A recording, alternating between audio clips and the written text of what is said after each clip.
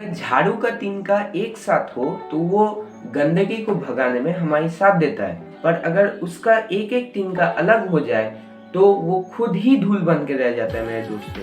इसलिए हमें एकत्र होकर रहना सीखना पड़ेगा। परिवार में हम कैसे रहेंगे एकत्र होके, क्योंकि अगर देश में अगर दो शत्रुओं के बीच में, दो सोल्जर्स के बीच में खुद युद्ध हो गया तो बाहर वाले आकर हमारे देश को आक्रमण तो कर ही पाएंगे बहुत आसानी से, क्योंकि उन लोगों को पता है कि दो सत्य में तो लड़ाई हो ही रही है, जो बचाने वाला है वही तो लड़ रहा है, तो बचाएगा कौन।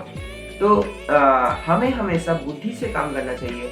तो बुद्धि अगर भ्रष्ट हो रही है तो आप भगवत गीता पढ़िए, मेरे लाइव ट्रांसलेशंस को पढ़िए और अपनी बुद्धि का विकास कीजिए, भागवतम लेक्चर्स को पढ़िए।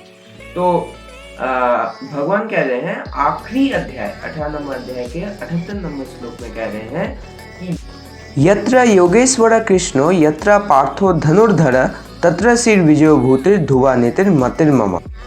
जहाँ पर भी कृष्ण होंगे the master of all mystics, और जहाँ पर भी अर्जुन होंगे द सुप्रीम आर्चर, वहाँ पर certainly B opulence, victory, extraordinary power and morality. ये चार चीजें जरूर से होंगी। और ये इस श्लोक का यही मतलब इम्पोर्टेंस है कि आपको ये सोचना है कि आपके साथ हमेशा कृष्ण है। जैसे मैं सोचता हूँ अपने काम को करने के समय कि मेरे साथ हमेशा कृष्ण है, और कृष्ण ने मुझे गाइडेंस दी है, ने मुझे कहा है कि तुम अपने काम को करो, मैं तुम्हारे साथ हूँ। पावन दर्शन करिए श्री कृष्ण का, जो कि अर्जुन को अज्ञानी से ज्ञान तक ला रहे हैं अपने मिस्टिक ऑप्यूलेंस से। और ऐसे ही हम लोग भी आएंगे एक समय जब हम लोग अर्जुन की तरह सीखना चाहेंगे।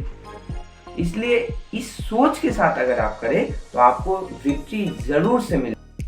अर्जुन की तरह हमें भी अपने आप को सौंप देना है कृष्ण को, और कुछ नहीं सोचना है, जैसे कृष्ण चला है वैसे ही चलना है, और be as a servant of Lord Shri Krishna.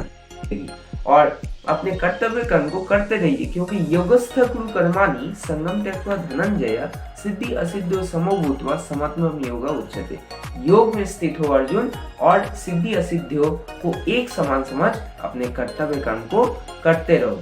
इसलिए कभी भी एजिटेट मत होइएगा दोस्तों, हमेशा सोचिएगा कि मेरे साथ कृष्ण खुद है, और जब कृष्ण जहाँ पे होते हैं तहाँ पे विजय तो अवश्य मिलती है।